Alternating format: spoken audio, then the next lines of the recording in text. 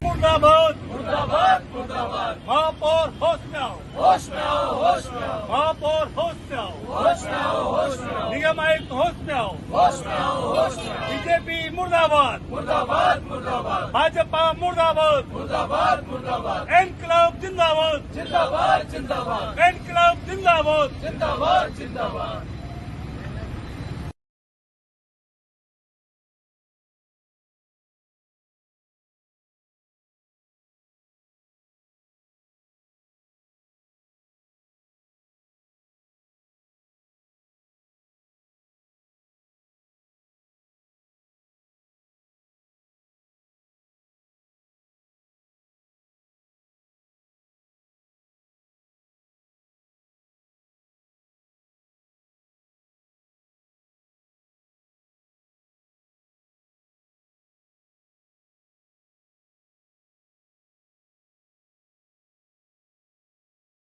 हम सभी लोग पिछले 10 दिन से नगर निगम कोटा दक्षिण के बाहर अनिश्चितकालीन धरना दे रहे थे।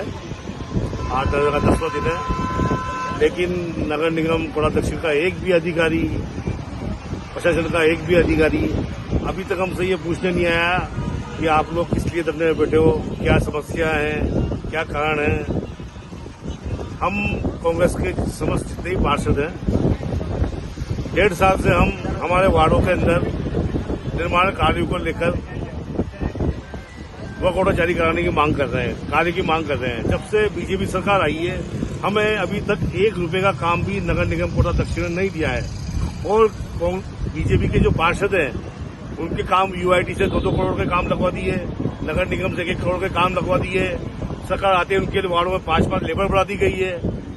सब काम सिर्फ बीजेपी के लिए ही कर रहे हैं बीजेपी के लोग। हम जो कांग्रेस के पार्षद हैं, हमारे लिए अभी तक इन्होंने कुछ भी नहीं किया। इसी कारण हम लोगों ने पिछले 10 दिन पहले धरना चालू किया था और आज का 10वां दिन है। अभी तक एक भी अधिकारी कर्मचारी हमसे पूछने नहीं आया है और हमने अभी आमरण अनशन पर हम लोग बैठ गए हैं। चाहे हम मर जाएं, लेकिन यहाँ से उठेंगे नहीं। ये हम सभी पार्षदों की इज्जत की बात है। नाम कुलदीप प्रजापति, वार्ड 49 नगर। पिछले 10 दिनों से जो कांग्रेसी पार्षद लगातार धरना दे रहे हैं, उसमें अधिकारियों के कानों तक अभी तक जू नहीं रहेंगी। आज से आमरण अनशन शुरू है, इसमें क्या कुछ स्थिति रहेगी आगे और कितने पार्षदों का समर्थन इसमें मिला है आपको? देखिए, अगर आप समर्थन की बात करते हैं तो समर्थन हमारे 34 के 34 पार्षद एक ही मंच पर है। संघर्ष इस मांगों को लेकर सभी हमारे 34 के 34 पार्षद जो है संघर्षशील है।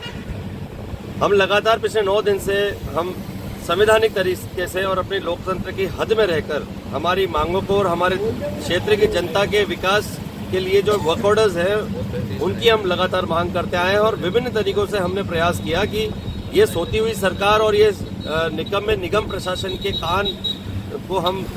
कानों में हमारी बात पहुंचाए, पर ये पूरी तरीके से जो है हम ये मान के चलते हैं निष्क्रिय हो चुके हैं। अब 9 दिन के बाद में अब सभी पार्षदों ने हमने ये तय किया है कि अब ये ईगो की लड़ाई हो चुकी है।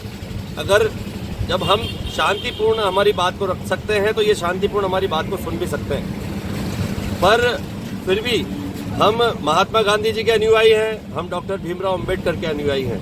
हम शांति से सत्याग्रह करना भी जानते हैं और हम संविधान की हद में रहना भी जानते हैं। और आज 10वें दिन हमने ये तय किया है सभी ने कि अब हम आमरण अनशन पर जाएंगे।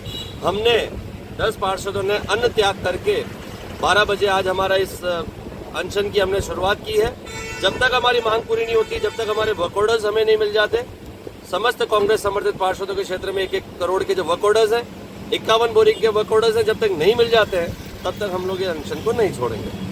अभी तक जो 10 दिन हो चुके हैं धरने को, क्या कुछ किसी अधिकारी ने आपसे वार्ता का रुख किया है या कोई यहाँ आके देखा उन्होंने? अभी तक कोई अधिकारी हमारे तरफ गंभीर नहीं है।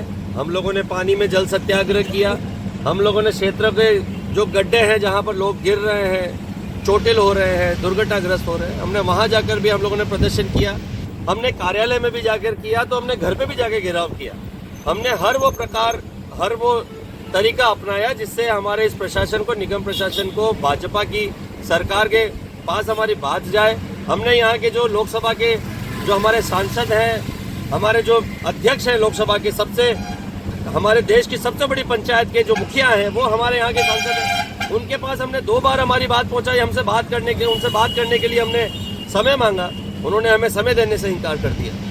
मुख्यमंत्री को जो कल ज्ञापन लिखा था परसों जो खून से ज्ञापन लिखा था, उसको लेकर क्या कुछ वहाँ से जवाब आया या क्या हुआ? हमारे कोटा जिला में अभी नए हमारे जिलाधिकारी आए हुए हैं, नए कलेक्टर आए हैं पीयूष जी, उनके पास भी हमने जो है लेटर, हमारे खून से, हमारे पार्षदों के रक्त से हमने जो है पत्र लिखा, वो भी हमारी हदों में और संविधान की हद में था, लेकिन हमें नहीं लगता कि उसमें कोई किसी प्रकार का कोई रिजल्ट आया है।